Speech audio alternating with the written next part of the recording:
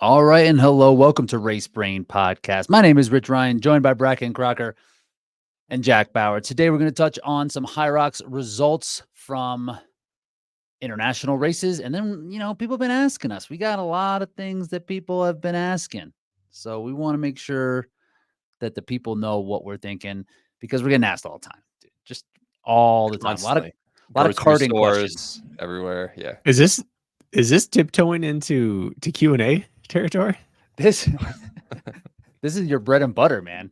I need to write a Q&A into TRP to ask the best way to do a Q&A. Oof. We went off script this past week. Oh, How'd We that did a go? long run fartlek, just setting timers, answering. You had to pick 1, 2, 3, 4, 5 minutes per question. And just did like a popcorn, just picked a question and then just had a fart like a 20 round fartlek. Quality long run for people. Quality Work long hard run while we're Q&A? talking in between. Float, rest on our actual answers. That's next level. This is like We got some feedback. Bracken, not good or bad, just feedback. People were talking. A lot of people talking. got another format for you, Bracken. You and Kirk, you can do the 4x4. It would really be like a 2x2x4 where, you do one leg for whatever you think your 400 can be. And then Kirk takes over, starts talking for that much. And you each get one rebuttal. I like it. That's when Bracken doesn't really like it. It's when he just is like yeah, he just addresses. He's Um, he's got it. If he throws in an actually, then he actually actually likes it. like Oh, that. I'm not Yeah, I'm not an actually or literally or honestly type person. I don't throw those in there. You say actually when you actually like it, but when you just say you like it, you're just like thank you for talking. On to the I don't next think thing. so. I think I actually would give don't more of do a that. Yeah. When you don't like it or when you do like it. when I don't, I might just go, huh, okay. Bracken's Great. being exposed right now by Rich. Great. On He doesn't know me. He doesn't listen to us. I don't, but with that type of innovative content, I might. Nope. Fartlek You're Q&A. blocked. The mixing of worlds is just chef's kiss. So good. On to Milan. We are in Italy for a race. Had some good names out here on both sides, the men and women. On the men's side, it was Alan Ploj. How would you say this, Jack? Do you know? Have you seen this name? I can share. Yeah, let's share. Oh, Can you see it? So I'll take a guess. Bracken's first. He Polj. is Polj. Now I'm seeing SLO. I don't know. Okay, so that Slovenia? looks like Slovenia, not Slovakia. That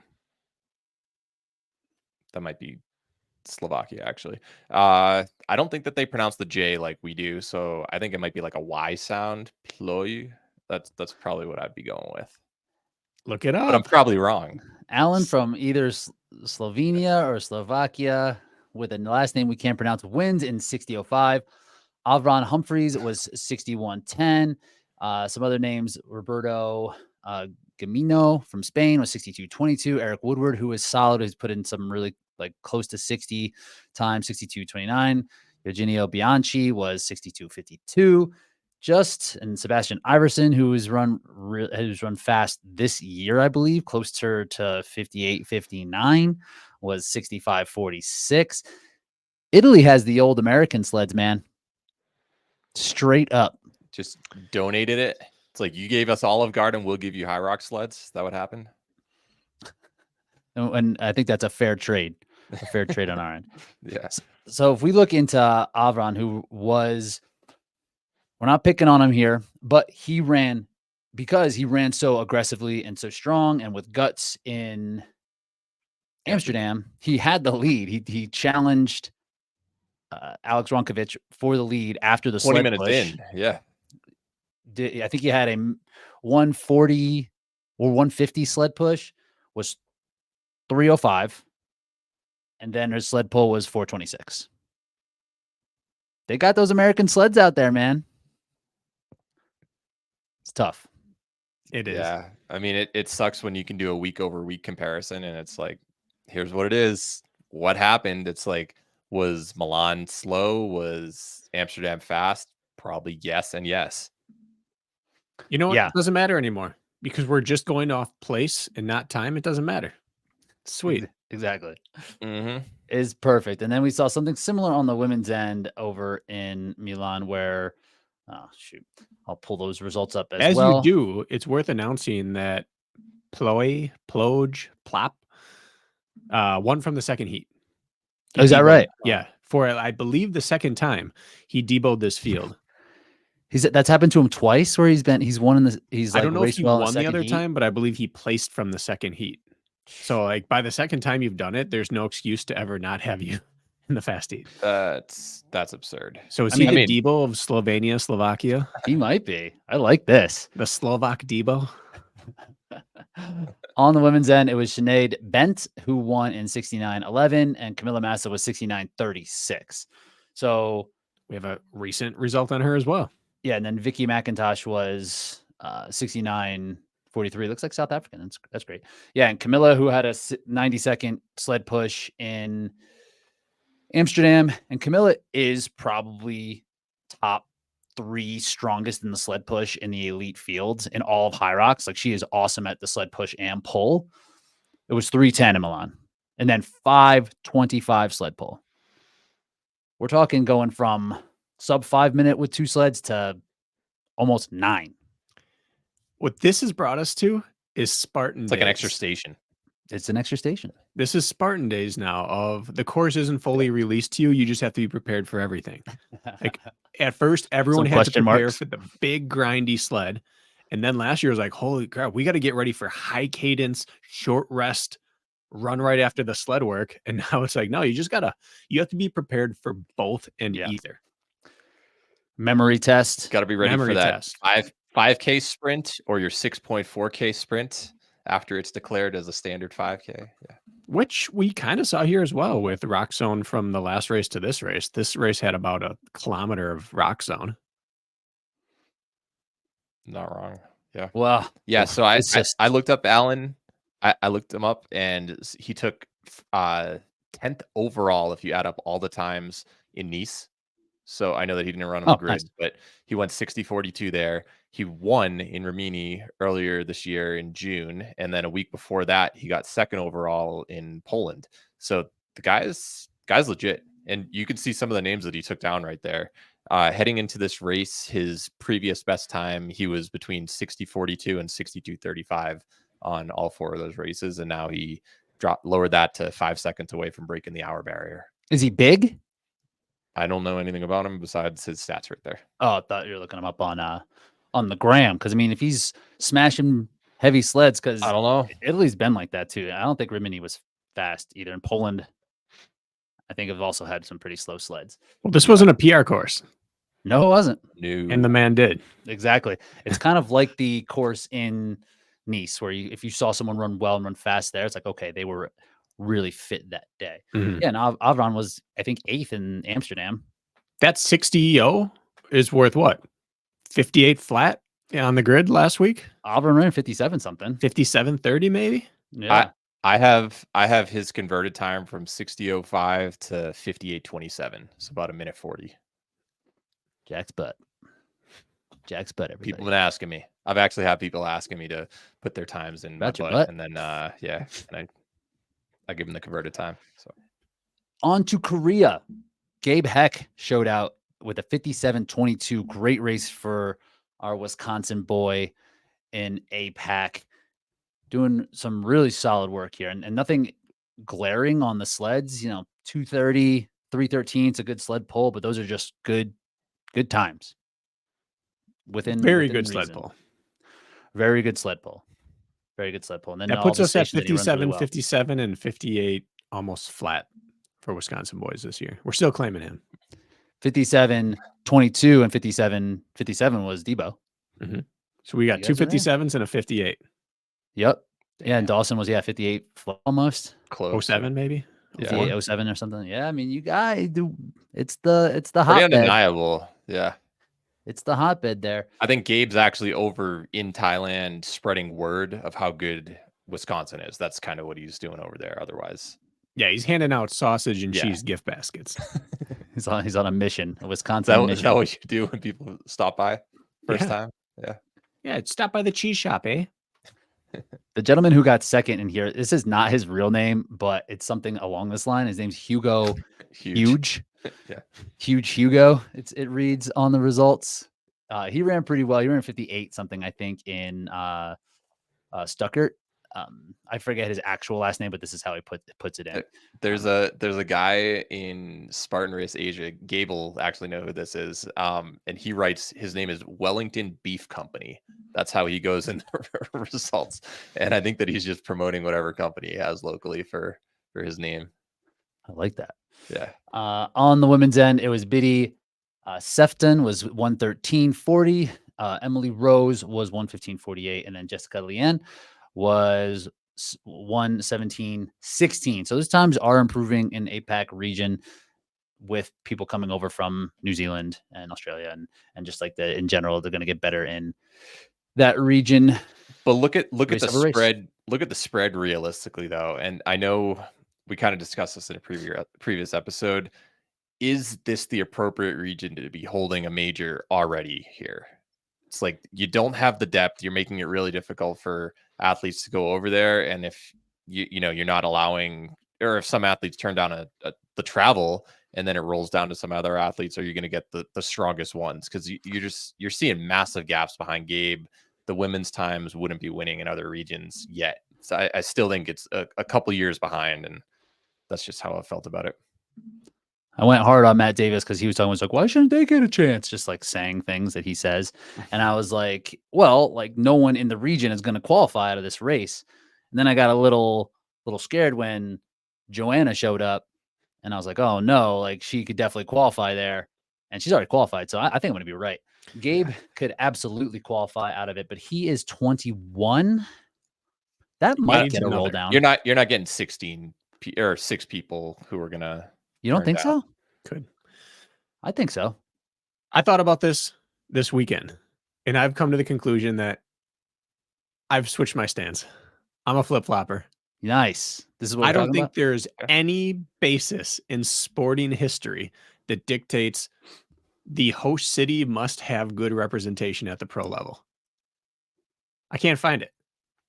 And so our sport, we keep thinking about OCR, which is where we have to host it where the most participants live so that it can succeed. And Hyrox is not OCR. It has surpassed it. It is box-based. It is gym-based. It is bigger money than OCR ever could dream to be. And it doesn't need to be hosted in the city with the most participants or athletes. Think of where World Cup happens. Think of where World Track happens. Think of where the Olympics happen. They don't just pick like the hotbeds. They just move it around and they sow their wild oats. And for the athletes, I feel for them, it sucks. For the sport, they don't need it. I think for a major, I could agree with that. Like when the event itself is going to be propped up by just the community around it. Like correct.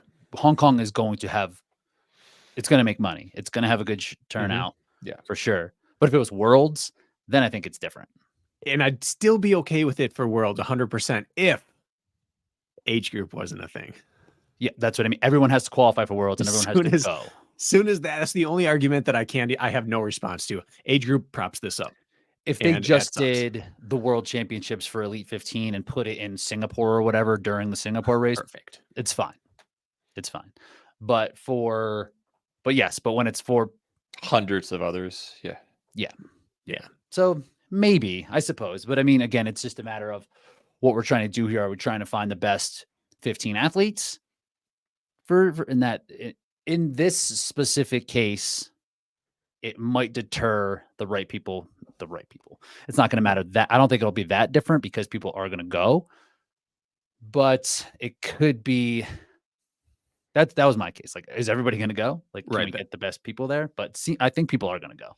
Jack, real quick, who's our player comp for this sport? What is the closest representation of this sport in an established sport that hosts a world championship, has age group, has pro, has qualifying bids? I'd imagine it would be triathlon. Got to be tried. That's how it's right. That's not convenient for anybody. Yeah, not good for anybody. That's fair. So, I don't know. Yeah, I suppose that's true. So Gabe is 21. We can do this quick. Do we think Hunter's going to go? I would doubt it. I've given up guessing. Yeah, I think he's gonna. I mean, he might be there, but he might do doubles. Right. Word is he's going to race Dallas, but that could also just be something that doesn't happen. Yeah. He should go to this. Eventually, he's going to need time. Well, no. He got autos because of his world finish. Never mind.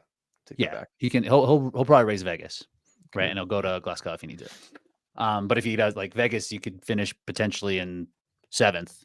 I think he'll qualify in Vegas. Bronco will go. Kent's not going to go. Sandy. So we're at 2. Sandy did the same thing as Hunter, right? He raced the weekend before, didn't race at a close by. Maybe he'll be that much more ready, but I don't know. I'll put him as a maybe. He's shown willingness to travel to races in the past by relocating at one point to stay in the Middle East for longer. Like, I just don't know how ready he is. It's true. Dylan, I don't think is going. Pelayo, JK will go. Pelayo I think is going to go. Rylan, he's doing retired trifecta. He retired? That was his last Hyrox for the foreseeable future. That's right. He just signed up for Trifecta Worlds in Greece. Okay. Allegedly, or he was hinting at it on one of his posts. Yeah, he had his last he did his last Spartan for the foreseeable future, but not the last Trifecta Spartan. This will be the last Trifecta for the foreseeable future. Tune in, see what percentage he's at. So I'm saying no, that's 4. Bo will probably go. Lucas could go. Yannick could go. Tomasz, maybe. Tim, we'll say they'll all go. Joffrey will say he'll go. Win is going to go. So we're at 11. We have 4 now. 9. We're at 9, right? Yeah. 4 have not. Jake Dearden will probably go. Graham will probably go. Mm-hmm. Avron, maybe. Avon. Tobias, no. 5. Sadiq, maybe. I would. If he came over to the. Yeah, I think. Came over to US, raced in Doha. Yeah. So Gabe's right there. He's that next spot. How many behind are you? Then it's Eugenio. What? How would that be? I'm 27th. Okay, so you're gonna need some serious help. You probably haven't been looking at flights at that point. No, yeah. I'm going to decline this invitation if it comes. So Gabe could go. So Gabe could qualify out of this, but outside of that, doubtful. Anybody else will get there. Any other things we want to talk about when it comes to Hyrox from this previous weekend? I think we have a race in the UK, which is always a big, I think it's Birmingham this weekend, which is always a big to-do. Always going to be crazy events there. People love it. And where else was there one? I thought I saw another one. Multiple races every weekend. Yeah. One thing on Gabe. Madrid. Yeah. Gabe's basically soloed everything so far. So I don't think this 57:22 or what his time was is close to his ceiling. I think he raced in DC in major. That is true. Yeah. But he had a ton of travel. Almost a good point. Easier to run fast when you're pulling away. And he's here for like a couple weeks. Yeah, if you carry momentum, and he seems to do that well. When he gets out in front, he runs hard. Mm-hmm. So yeah, he could be there. He could be there. We'll see. All right, on to some Q&A. No. LPA. We have to call it something else. A lot of people asking. Anaerobic threshold with questions. Double lactate. You got to come up with your own thing. We are locking down instead of Q&A, question-based workouts. LPA, you have it right there. A lot of people asking. A lot of people asking us about this. A lot of people asking. Streets is talking. Streets are talking out here. So a lot of people asking me, man, like, is Hyrox growing too fast? And should they slow down? Do you remember Battle Frog? Didn't they have like the Tostitos Bowl or whatever? They went from 10 races to 50 in one calendar year. The main difference is Hyrox is getting 5,000 people at a venue as opposed to 500. So financially, I'm assuming they're okay. In terms of are they growing too fast to prevent mistakes? We've started seeing some cracks form in almost every race, it seems, these days. And maybe they just need to hire a couple other people for some quality control. I think it's comparing apples to frogs. Like this is, I don't even know what you compare it to, but Battle Frog was sponsored by Frog Fuel. Hyrox is sponsored by legitimate companies. By Puma. Puma, right? Like Thor. their flaws that are being exposed were pre-existing. They're happening at the same rate they were. People are just noticing outside of our little esoteric community here now. The growing hasn't made the fissures bigger. I really don't think so. I think it's going to fix the problems. Because when it was just Rich, yourself, and myself complaining about it, like, we can tune them out. When they put on a 3-day weekend and 10,000 people are like, why did my wall ball counter suck? They're like, well, you should probably fix the wall ball counter. So I don't think the growth is causing problems. I think it's going to fix the problems from that perspective.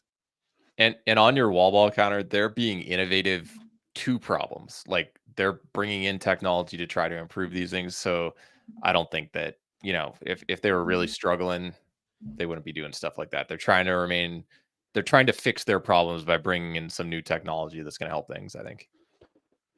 We saw Spartan grow pretty fast as well. Mm-hmm. Yeah. Also worldwide. With you two historians, how did that growth affect the sport in a positive or negative way? They were the tentpole for the industry. So it got eyes everywhere and it brought legitimacy. And they had Reebok and they had NBC and they had ESPN 8 or whatever. They brought legitimacy to the sport. The downside was that they had a horribly organized company that wasn't capable of extending bigger. They couldn't grow because they were built out of matchsticks. Did we know this until the growth happened? It was celebrated until the growth happened. Yeah. Oh, the goofiness was just like, hey, we're out here working. Yeah, we're grinding. Nose we're down. base, I'm doing ready customer for service fire, and ready picking up aim, fire. all that Yeah. stuff. And then eventually you started hearing the horror stories like, this is the worst run company I've ever seen in my life, kind of thing. We haven't heard that about Hyrox yet. They've been founded by less loose cannons, it seems, more people with business acumen. Yeah. And there's co-founders, right? It's not just one figurehead dictating everything. Right. And Christian's from sport, like event, and Mo is from sport as well, right? Yeah. As an athlete, but still in that sport space where Spartan was just some rich guy. Yeah, right? With Wall Street background. Right. It's like going college to NFL. It doesn't mean you're good at coaching and running a football team. You might have been a great recruiter. You might have had prestige in university. It doesn't mean you're good at being good at Wall Street. Doesn't mean you can run a company. Right. So, and I think that's the difference. Hyrox seems to have a corporate structure that's built like a company.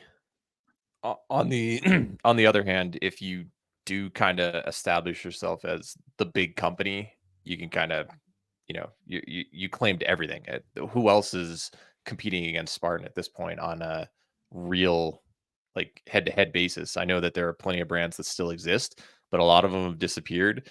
And I could see Hyrox just like, hey, we are the thing that if you want to do this type of racing, fitness racing, we're it, regardless of how well or poorly the company ends up being run. I think that Hyrox definitely has a lot of stuff set where they're going to make really good decisions because they have a pretty solid team, like you just kind of went over. But I think that they're so far ahead of everything that unless they really, really screw up, I don't really see them, even no matter how fast they're growing. I don't think it's really going to be negative. What are the potential growth issues, right? Like Spartans were that they overextended. They couldn't come up with enough volunteers and workers to support it. And they had to purchase and bring equipment spot to spot. How does Hyrox go about avoiding those pitfalls? You think that was what it was with Spartan, was just trying to actually expand the event? Like literally setting things up? No, but it was a component. But they already had like our East Coast trailers, our West Coast like they're spread out and they had different markets already, like in Europe. They had Eastern Europe, Western Europe. They had equipment spread out. So I don't necessarily agree with that. I think I'm not saying the equipment caused it. I'm saying that they had to grow. They had to purchase more. They had to put things on, and then they had to provide people to run it. And it seemed like the breakdown happened because they were always trying to grow so fast and put on things that they started to turn to look at that and forget about the events back here. So maybe like doing an event every other weekend at some place in the world, but doing it extremely well might have been better than hosting a bunch of them, multiple, parts of the US at the same time on the same weekend and just hoping they turn out well. Well, I guess I'm not even like talking about Spartan right now. I'm saying what are the downfalls to Hyrox growing so fast? Because I agree that growth is huge. Yeah. Why could it be bad? What are the Yeah. hurdles? I think just overworking the staff, the people, the putting on the events, losing enthusiasm for that, not worrying about, like what Jack was saying, like having it be a tremendous event for the people who are attending is just another thing. I think trying to chase profit could be an issue, right? If they're trying to grow in terms of events, I'm sure they're trying to grow in other aspects as well, just trying to make money.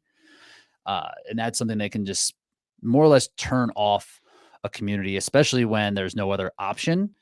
I think that there can be a bit of resentment that can grow from a community if it just feels like they're just doing things to make money, like extorting things out of you to make money with raising prices or charging things here or there, like for whatever, like Yeah, for I photos already or saw, whatever, you know what I mean? Like just like little things that just don't feel in the best interest of the community, that feel like the best interest of making money. I saw a few people already posting on the price for, age group at Worlds if they already clinched their spot. Like it's not getting cheap anymore. Yet it's the same distance, it's the same event. Like you're paying more for the spectacle of going there, but I feel like some people are already being like, I don't know if I'm getting the monetary value with this increased ticket price. It's important for companies to outgrow their initial user base. Because if you only cater to them, you can't grow as a company. And Spartan always had a hard time with that. Like the user base, the initial user base remained their core base. And when they got vocal and loud, they undercut the company a lot. Like it's a good thing to start like the cellular companies who start up when they outgrow their core budget-minded user base, they leave them behind and then they get the big fish. People who are willing to pay more and more and more. And they just the other people turn and find the next little company that they're going to pay a little amount for. So I think it's okay that Hyrox outgrows the people that say, am I getting anything more out of this? But what they can't do is compromise the experience on day one that captivated us all. Where we go, I've never felt an energy like that. As long as they're putting on events that are participant oriented, they can get away with charging whatever they want and partnering with whoever they want and promoting whatever they want and selling whatever they want. But when that stuff feels more important than how your race experience went, that's when they're in trouble. Yeah, I think I think a comparison to OCR would be sometimes you see events where in the afternoon you'll have to wait 10 minutes to go on like a car grenade, and that is not a good experience. If that's your first race, you're Right. probably not coming back because you realize it's just going to be log jams. This is a bad, like I wasn't able to run. And if you start having equipment wait times, that's when I feel like you might have some issues with Hyrox. They seem to have plenty of equipment realistically, but if they suddenly allow too many people on one day, and I know they're doing multiple day weekends, which can help alleviate some of that pressure on, or some of that demand on all the equipment. But I could see that if you have too many people showing up at once, and like now I have to wait for a sled, and that the lane that I decided to wait in, someone took longer than expected, like that could be a little bit of a downfall. But I think these multi event weekends is helping with that. Yeah, I think that I don't think this is an issue right now. I don't see it being an issue necessarily. And I think like Jack, that issue, like being indoors, even though it does kind of cap the amount of participants that they have ultimately, it's probably helpful for that sake, where Spartan's just like, come on in. There's no roof. Just walk in and just we'll figure it out, the sandbags. So I think that it's been fine. I think it's gonna be okay so far. That I just worry about them trying almost like extorting money out of people, Yeah. which Supply demand. I mean, If they people keep are putting willing to on pay it. events that are great, right. then And they it's not have been, extortion. and they still have been doing that. And the discrepancy in courses, I don't believe is just the opinion of a few vocal people. It's just like if you've done more than like 2 Hyrox, you understand that, hey, these are just different. Mhm. I think that's frustrating, but at the same time, I don't think that's going to deter people from coming back. Do they offer something like a season pass? just started a few things with that, didn't they? I don't know. Yeah, because I'm just trying to think. A lot of race companies basically have season passes. I know that marathon majors don't, for instance, but we're used to it in OCR and like a lot of local 5Ks. It's like, oh, you want to do the series? Here, do the Jingle Bell Run and then the Turkey Trot. Like, you know, you sign up for all 5 of them, you get a discount. I wonder if they might move to some model like that. They might. Yeah, they didn't start a season pass, but they started that kind of like group travel experience thing, which is going to morph into that. Yeah, I don't know if a season pass or like if people are gonna pay for every single race individually, why would you do a pass? No, right? I'm saying that if some people end up getting scared away because it's like it costs, I don't know, however much per race, it's like, oh, if I can get 10% off, maybe I'll sign up for a few of them because I feel like I'm getting a little bit more value. It would probably be a bad thing if they rolled that out. It's hard to do a bunch. That's true. Spartans. I mean, Spartan, they did freaking, people will go crazy. Go travel every weekend. You can go out for an easy run every day of the week if you want. You're not going to feel good doing. You can just go run a Sunday race for fun with friends. That's true. Yeah. As long as they make people feel special every time they go to one, they're going to be fine. They seem to be doing well. I don't think they're growing too fast, but we'll see. All right. A lot of people have been asking if, say, you gave FISO, OCR, WC, one of these, or even Spartan, whatever, if they had $1 million to invest in only the sport and you were in charge of it, what would you do with that $1 million? Competitive side of the sport? That's what you're referring to? Yes.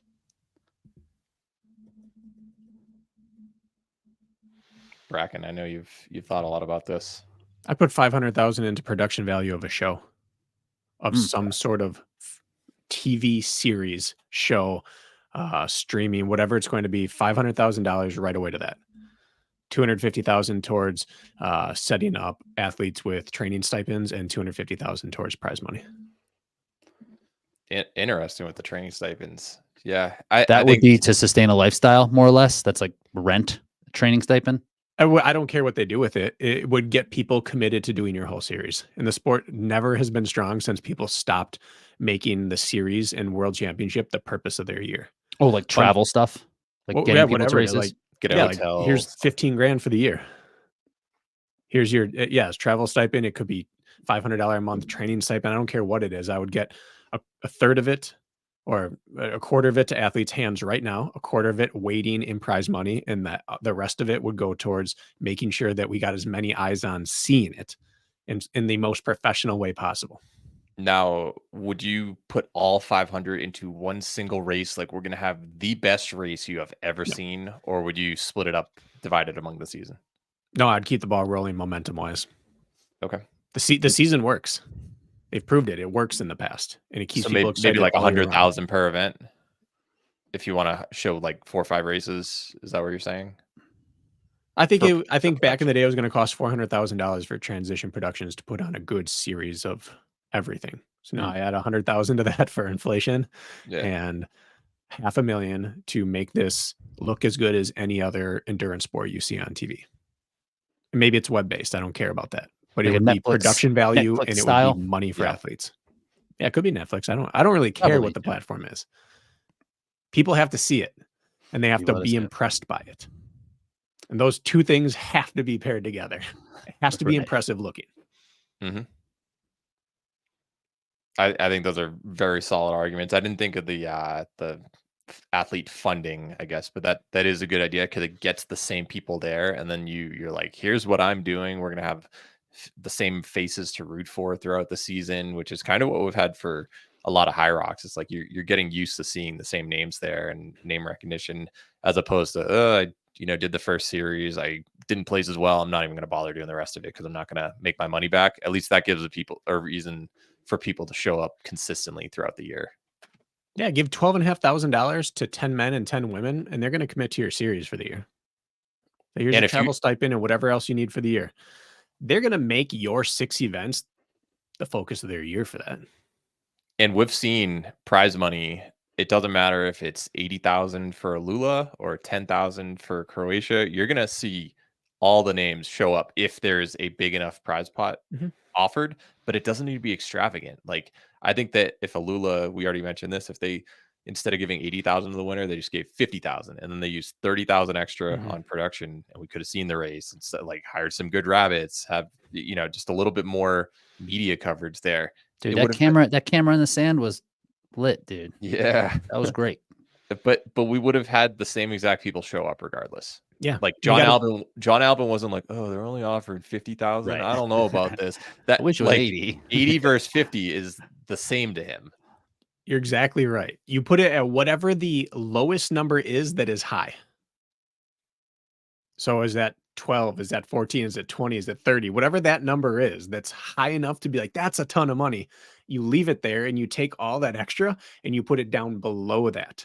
And you pay 10, 20 deep. And that ensures your fields are big every single time. Yeah, it's basically like an initial offer letter. If you're not offending the person with a lowball offer and you're like, okay, that's pretty fair, they're probably going to take the job if they like the rest of the package. If you lowball them, they're not going to show up. If you pay way too much, it's like, well, now those expectations are really high and you probably can't pay everybody else. So find that nice, healthy medium. I agree with you. Rich looks like he's frozen.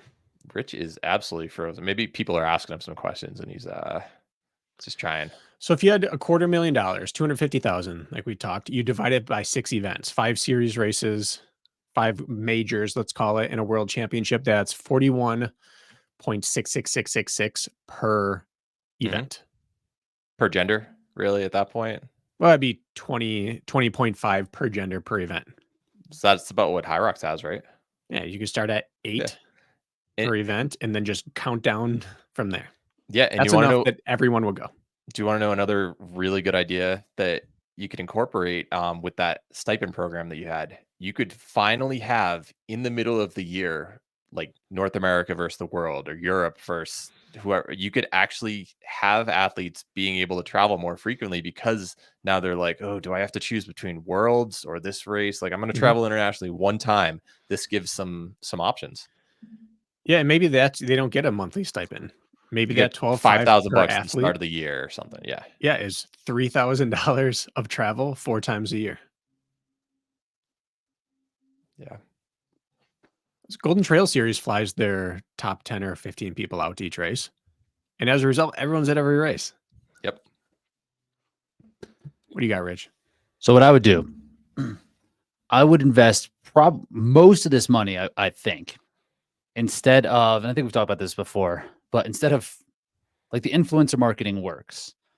So if you could turn your athletes into influencers, give them media training, show them how to do it, hire like a team to manage their social media presence, that would be a way to elevate these athletes, to give them incentive to do this. Because if you can grow their following, that's going to be helpful for sponsorships outside of the sport. So you're not just like going year to year. If they can build up 100,000 followers, like that is like equity, more or less, for them. They can bring that, and that will carry with them past just the year of stipend or race winnings or whatever it is.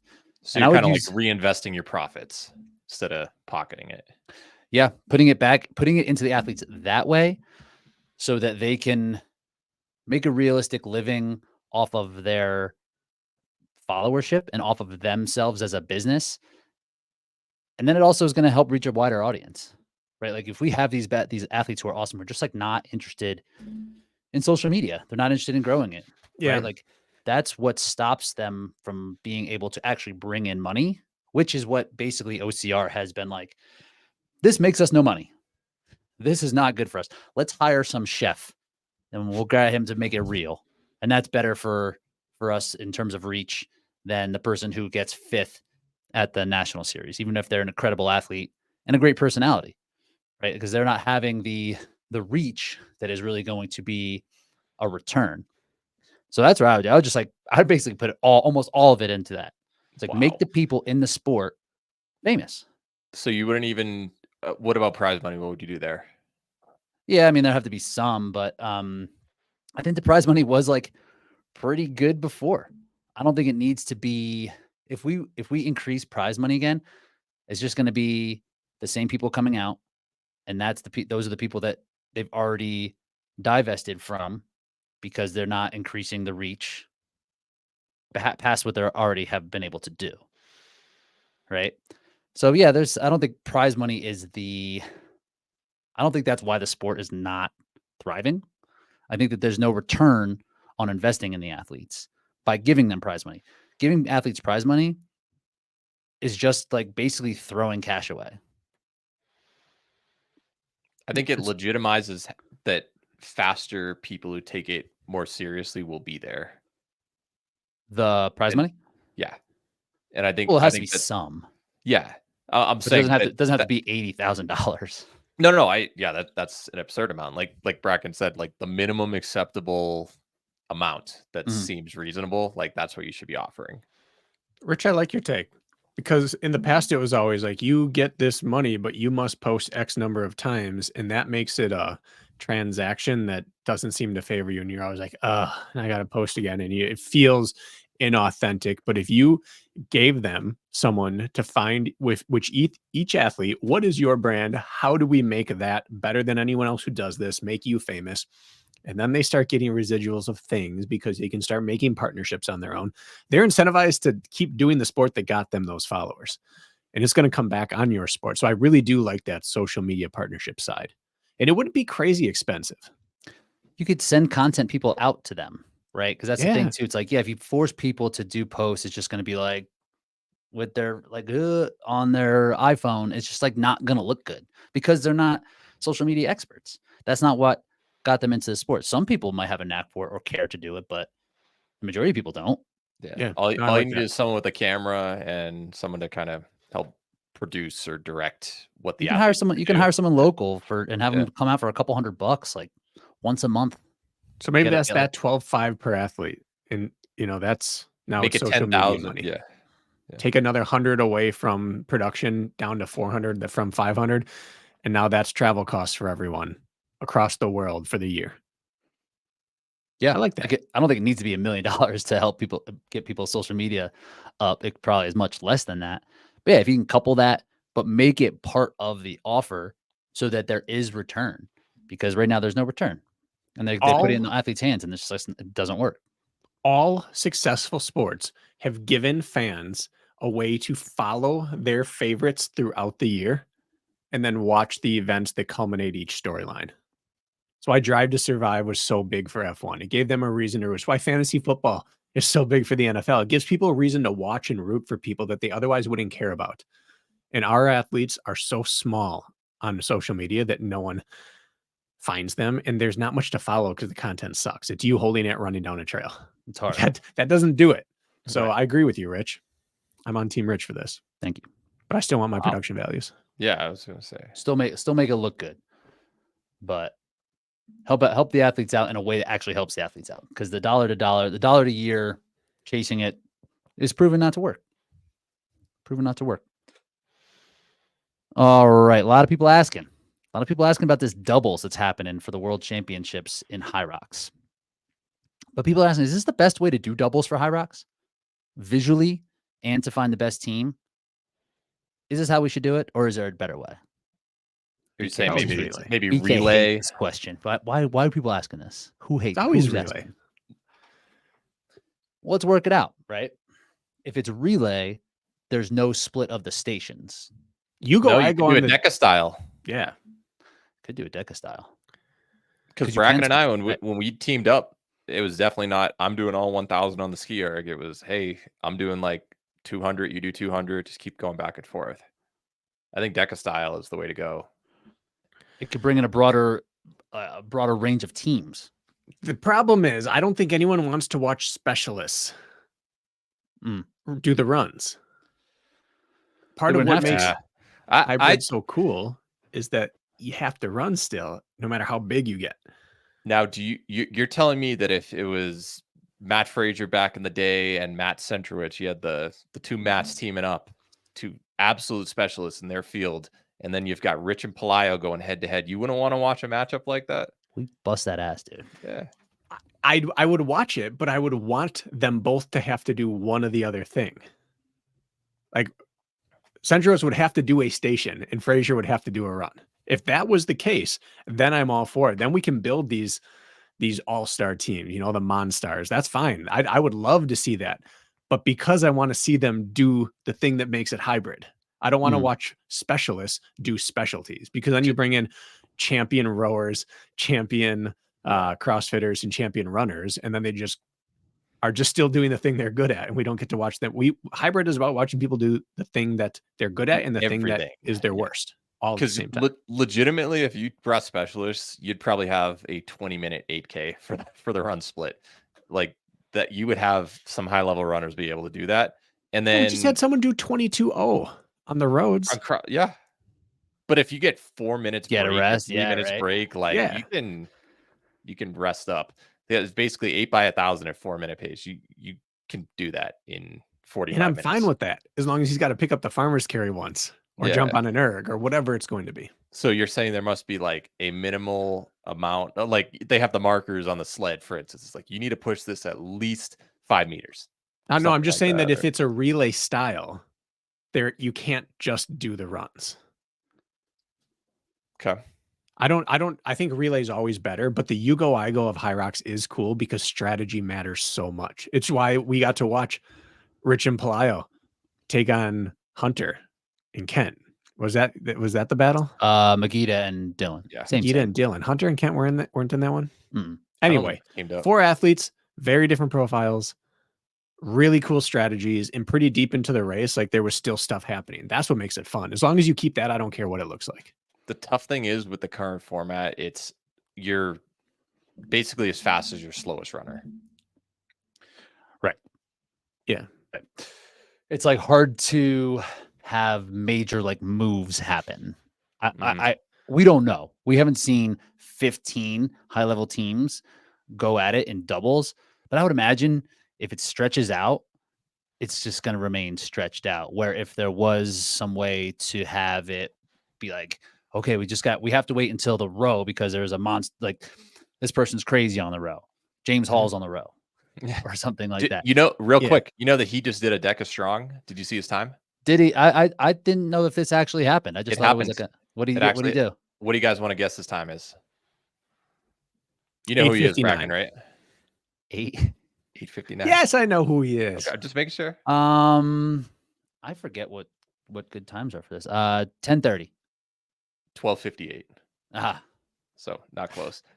Yancey and I set the line at 13 flat, and so I was a couple seconds off. So he's just like Lou. He probably was doing the box step over is not the way that. Yeah. Well, he's doing a 115 on the row for a 500 in the middle of deca strong. Probably not the best idea at zone 2, but I mean, he must be. I bet he. Imagine what he could do on that bike too. He must just been toast. Yeah, sleds and burpees are going to add up at the end of he was probably walking that sled real slow. Yeah. I mean, the assault bike probably got bad by the end of that. Maybe. 2 ergs in, like you're not feeling good. Because he has the 1K record, right? He doesn't have like a 5K row record. He's going up higher, I thought he had 2K for one of them. Does he? I thought he had 1K for everything. Maybe it was 1K, but that's still that's a 60-meter indoor runner extending up to the 200. Mm-hmm. That's what that's true. That's true. Like 12:30 is not bad. 12:58, yeah. 12:58. You said, oh, yeah, but it's like Tara went feel one first. 12:16 or so. Yeah, it's a first try. Anyway, I didn't answer your question, which is this the best format? I don't know, but what I want is strategy. The downside of the mixed relays in the Olympics is that you just have their times on paper, and it's not going to vary all that much. Relays, like handoffs are nice in the 4x1, but in the 4x4, it's kind of just like the 4 fastest times are going to win. Not necessarily. I mean, more often the Olympics than not. This year, yeah. They usually it's like someone messed up it, like they actually like disqualified or something. Like they Lindsey literally Wilson didn't have a good split, like But if US brings 3 of the 4 fastest women on the planet, they win. Yeah. Hyrox is cool because anything can happen, and the strategy, how you split it up, has so many variables. And as long as that is present, I like it. Okay, let's do an exercise where we estimate the fastest possible time that you think could be done for any order, bring in specialists for Hyrox doubles. How many? What do you mean? How many people are you bringing in? Like, is this a theoretical or is this let's say you team? Bring in Jakob Ingebrigtsen to run all those thousands, and then you bring in you know, who won CrossFit Games this past year. James Sprague, but probably someone better, like Yeah. stronger, like whatever. Yeah, it doesn't matter. High level in that domain. So ski erg, they're probably going 3 flat, 310 for yeah, like probably. Yeah. Probably. I'm going to say they don't beat a Hyrox team. The issues with the sleds. That's why we're doing this. Yeah. The issues are the sleds, because if you bring in, if Jakob needs to push it even 6 meters, I think it blows him up a little bit. I think it's costly for those runs. You think he goes from a 230,000 runner to a 3 flat or something at that point? Plus, maybe. Plus, you're bringing in such a fast runner that these power athletes are getting less rest than anyone else. He's going to be doing it on 230 rest every time. And that sled CrossFitter might be able to hang. CrossFitters a ski erg to a push to a pull to burpee broad jumps. Like, is there much rowing he has left in him, and then lunges and wall balls? Is it going to be all that much faster at that point than a team of doubles going through working? They probably lose time on the stations. Yeah. But I'm pretty sure Kevin Gregory, so his Deca Strong time, it's 1040-ish for solo. And then in teams, he's routinely splitting in like the mid 9s. Yeah, but this is his world. I just don't think you can do that many weighted lunges and still crank out 100 wall balls really well if you don't get to split with a partner. He's doing it by himself, and he's already had to do all the other work, and he's only getting Jakob's thousands of rest. I think they're actually going to be slower than like Rich and Pelayo. Yeah, I don't agree, because you don't get to split the reps. The stations would be slower. If the runner 8x on 4 flat is about 230 pace for 1,000. That would not happen. I don't think. No. I'm saying if you can do whatever you want, you guys I think are arguing like the athlete who's the runner must touch. I'm saying even if he doesn't have to. So you're saying 20 flat for 8K if they're averaging 4-minute pace. But that's no. That like if it's on a track, yeah. If it's on a 2.5 lapper on concrete, so 245 average. 245, you think? What is 430 pace? 245 is 22 flat, which is like 425 pace. We saw that in cross country. I think that's reasonable. Okay. Just because but just by the demands of like the turns, and it's wonky. Okay. Start and stop. You're coming zone. from 0. Yeah. Okay. I was gonna add a generic rock zone in this. So sleds, I think you could see people doing it at 130. Yeah. Mm-hmm. Sled pull. What Joffrey do, like 240 something? I think you could have a high level of CrossFit. I know. Maybe 240. I think 240 is as fast as it'll go. Let's go 245. Just be conservative, because now they're a little tired because they've got Jakob killing it out there. We said 310 on the. Yeah, I've got it in Excel right now. So and then we've got burpee broad jumps. How fast are they doing that? 2.5. I was gonna say 220, maybe 230. This is where it's starting to not be fun. Yeah. Mm-hmm. And then we've got farmer's carry rower. So probably 3. They might be rowing 140s at this point, not 130s. If they're hanging at 140, I'd be impressed. Say like 141. Okay. I'll call it a 325. Okay. And now we've got farmer's carry. I think they can fake a 120. Yeah, for sure. Lunges. We're talking like CrossFit Games. Yeah. But we've seen people like Austin Azar and like Mariam. But these aren't those like people. 245. But I think that would be about as fast. If they could go as fast as like the fastest solo Hyrox athlete, I think that's pretty. Let's call it 3 flat. Sure. Because realistically, they're getting 245 rest before farmers, and then they're getting another 245 after that. Farmers won't be too taxing. 250. We'll call it 250. I'm okay with it. And a CrossFit Games athlete is going to go unbroken on 100 wall balls, especially with all this rest. I think maybe they go slower. Let's call it 330. Okay. And then what do we have? 4 minutes of rock zone? Yeah, 0.7 at 5-minute pace, say. Okay. Out of there quick. Yeah. That right there, 46.50, right around 47 flat. Not too. If that's the case, that's pretty good. It'd be hard to beat. That's not going to be easy, and that's assuming they hit the ceiling that we've projected. And I was going to say that's in the ideal circumstances. Jakob doesn't have to touch a sled every run too, which is like 8x K at 5K pace, right? Or not, I guess no, 5K pace is like 405. 405 on a track. Yeah. On a track. Yeah. This is concrete. I'm more worried about the station guy. They've got to have all clean burpee broad jumps. They have to have no penalties on the sleds. They have to have put Alex in there. Let's put Alex Ronkovic if we want. Well, now we're getting into our sport, which I think would be better at it. The burpee broad jumps could be a problem. And that burpee broad jumps into row.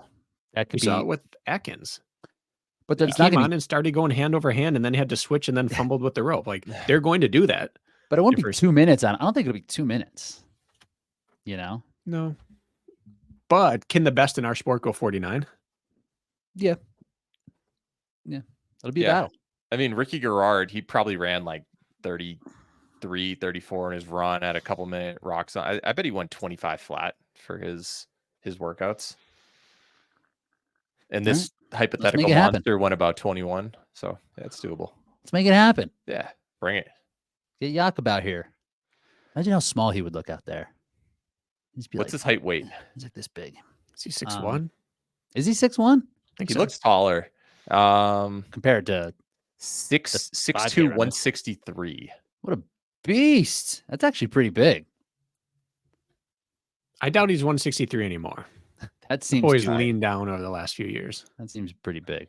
Because that's not that. I mean, he might be able to move the sled a little bit. I mean, that's kind of like Dylan Scott right there. That's not much different than Dylan. Just saying. Yeah, that's true. Dylan clearly has the advantage with Hyrox specific movements, but frame wise, not too far different. But I always heard the stat that Ray Allen was 1 inch taller and 20 pounds heavier than what's his name? Megatron, Calvin Johnson. 1 inch taller. I don't know about that. He was 6'5". Basketball players are big, dude. I know that is, but that doesn't mean they're made the same, right? It doesn't mean he would go out and bully defenders, and that's the same thing. Jakob and Dylan may have the same stats, but they are not put together the same way.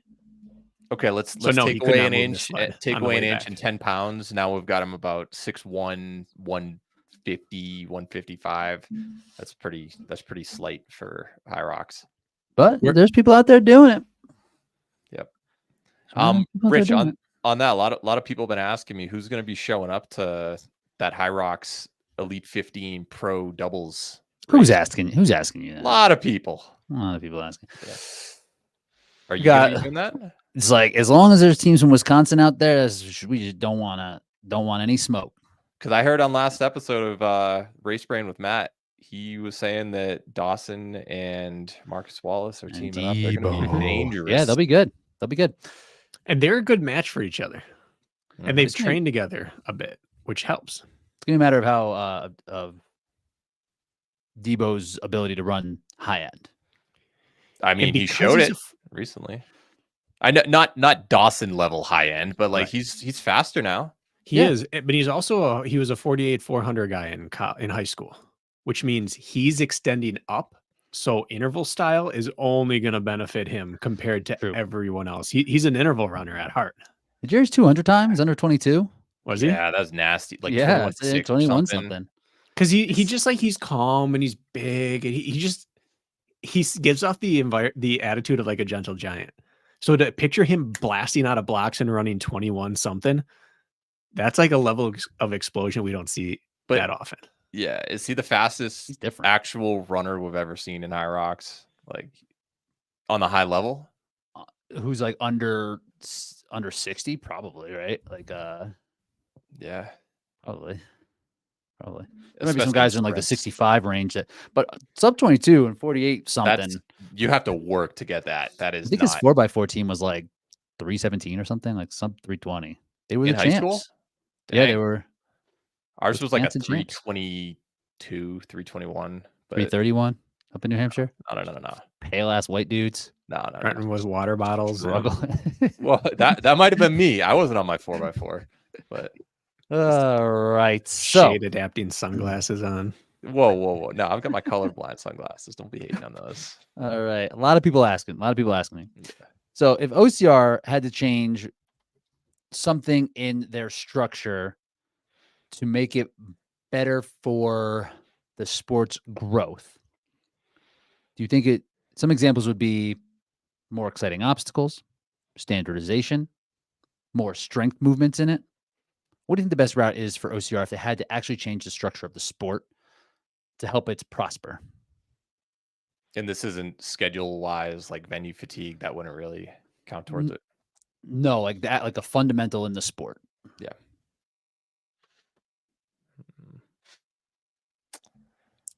It's hard to break my bias here and see this as an outsider.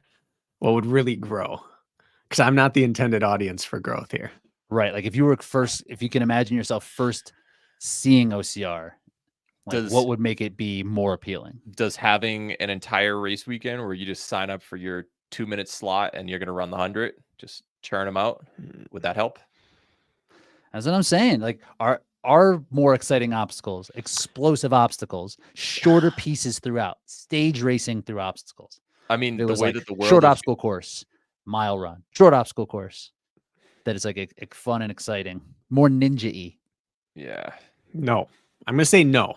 Okay. Whoa. Even for you, if you were coming, no one on the background? couch looks at American Ninja Warrior and be like, "Yeah, I could do that."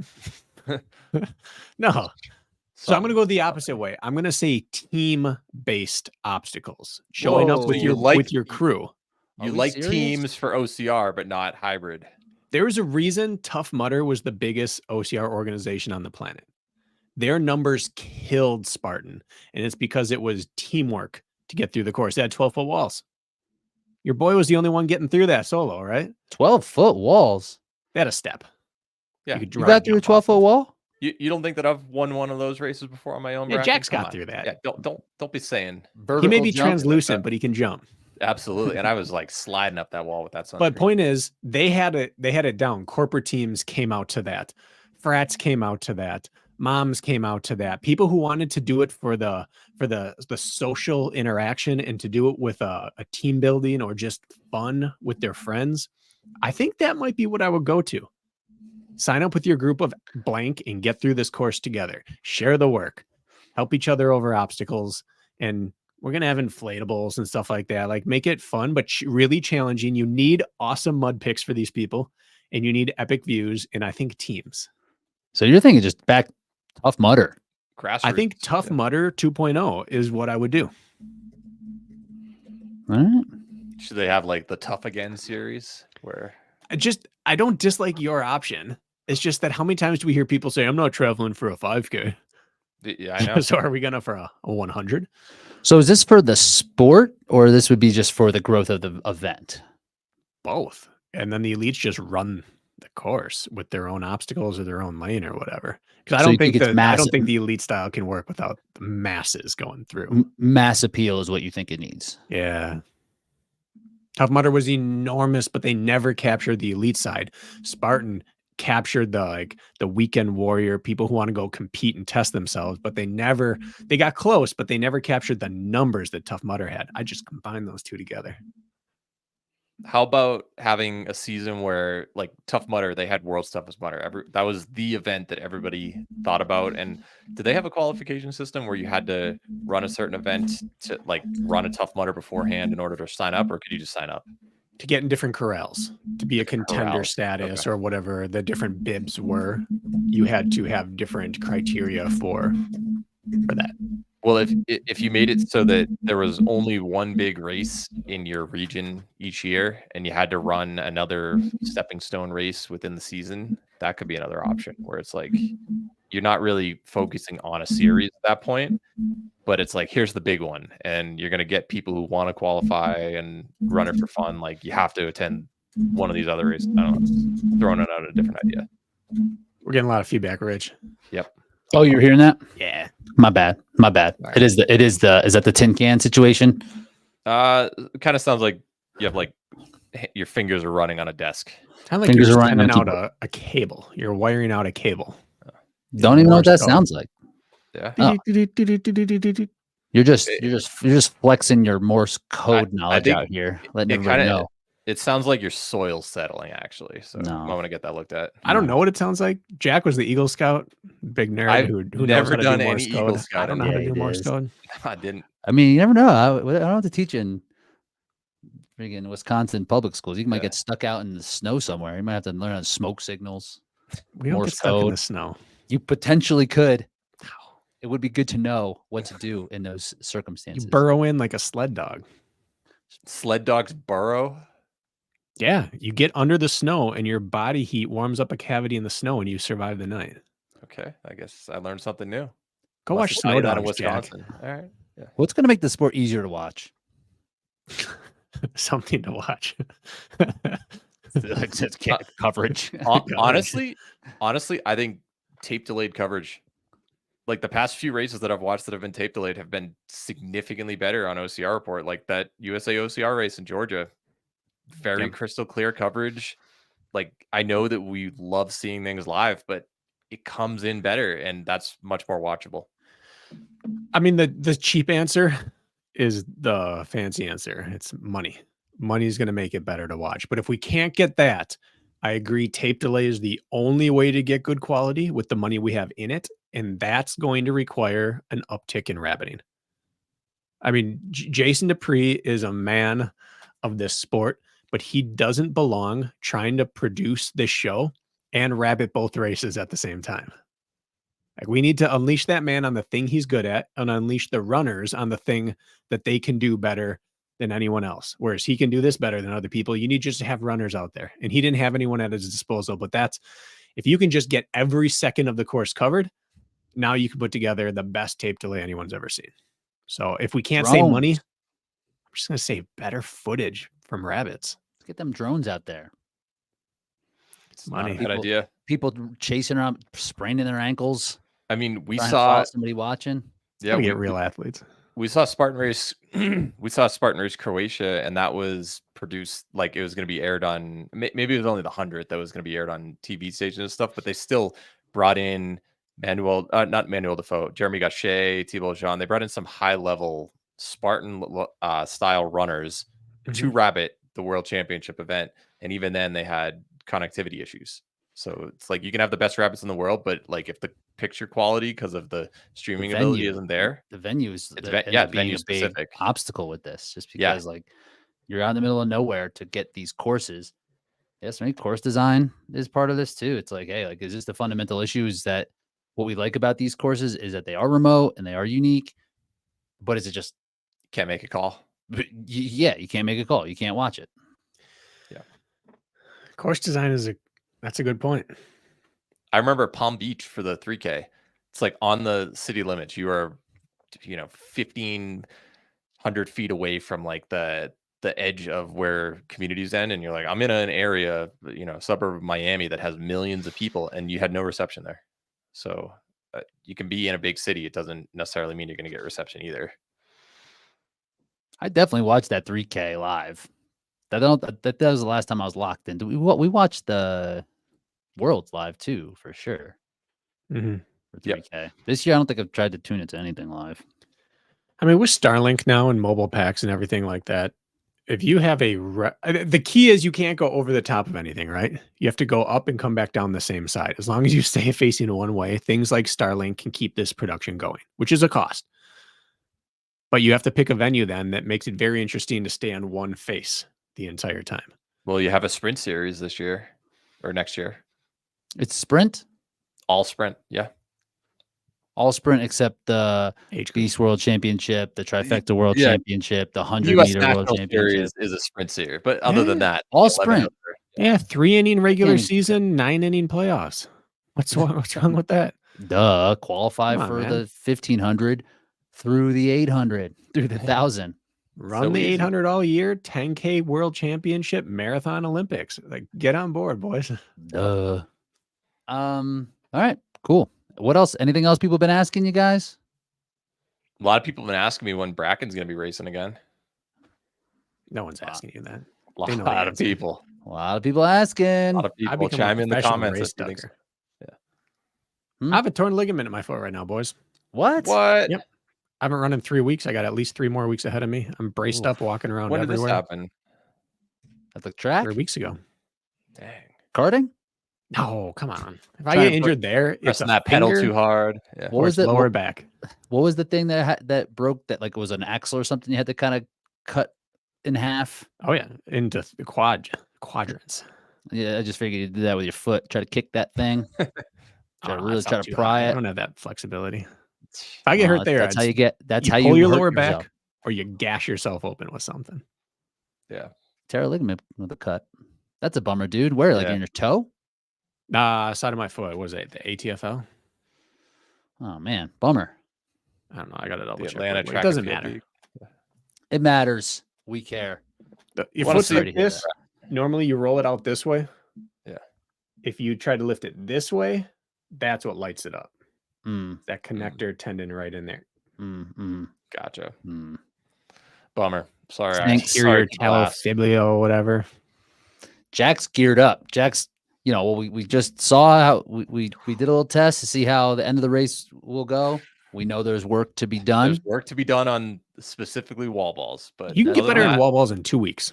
I hope so, because everything else I'm feeling real good at. At wall balls are fine. What's failing out?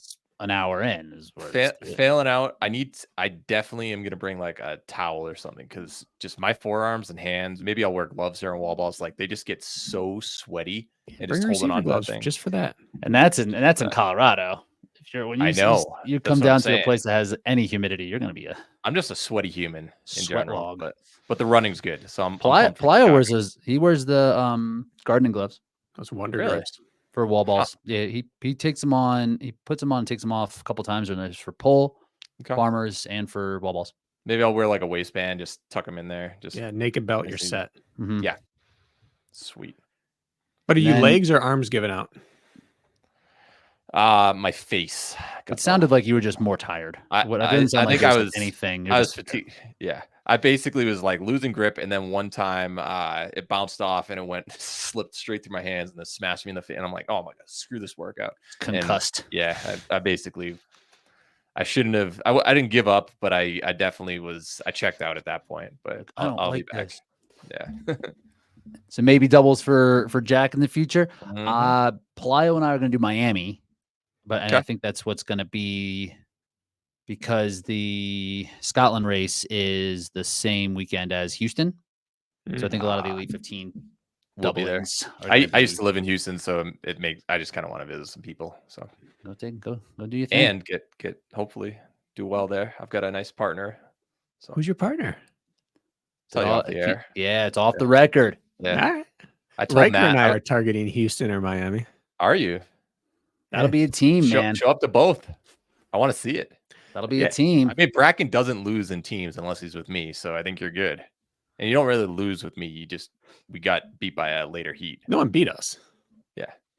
We crossed the line first. Step 1, get this foot right. Step 2, get in double shape with Nicky Reich. All right. That's the foot thing. All power right there. Foot thing's tough. Yeah, we're gonna be bald. We're gonna be pale. Yeah. That start line, like if I'm next to you on that start line, it's gonna be the brightest 3 people in the history. We're gonna be haunting that course. Yeah. Glowing.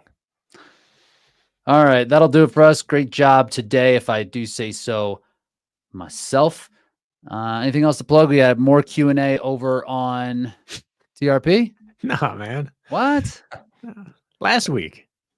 What's this week? More. That was Q&A Farlek. This is now Q&A. Listener submitted questions. That's what I call them sometimes, to shake it up a little bit. Shake it up, man. Yeah, I got to get those titles. Got to keep people guessing. Yeah. I was on AMA. That's a good one too. Yep. Another way of saying it. I was on Matt's show yesterday, the live show. So you were? Listen to that. Yep. Me, Matt, and Brooklyn Nichols. So what'd you guys talk about? Was it just like what Matt had for lunch? It was an episode. Yeah. No, it was. We actually had some decent discussion. Like Brooklyn, for instance, she won all the age group first place at Deca Worlds last year, and now she leveled up. So I was kind of like picking her brain on why do some people do that instead of, if they know they're good enough, go right into elite right away. So we had some conversation on topics like that. And how many times did he leave the room? He always had a body part within view on the camera. But there was one point where I'm like, Brooklyn, you got to prepare because Matt's going to leave and get coffee or something like that. He's like, I heard that. I'm not leaving to get coffee. My cat's meowing too much or something. So overall, it was very good attendance by Matt this time. Good. Happy I don't for believe you. it. I don't believe it. All right, that'll do it for us. Check out Race Brain Hyrox Show. We have a special guest on this week. Last week they had Debo on. That was a good interview. It was good. Yeah. I think Matt's doing a great job over there. We just hesitate to say who the guest is going to be until it's recorded. We've learned this. Never do that. We've learned this, but there is a guest. Matt's going to be rocking some interviews for the foreseeable future. So yeah, make sure we're taking a look over there on Thursdays. Cool. Ice cold. Yep. We did it. Later.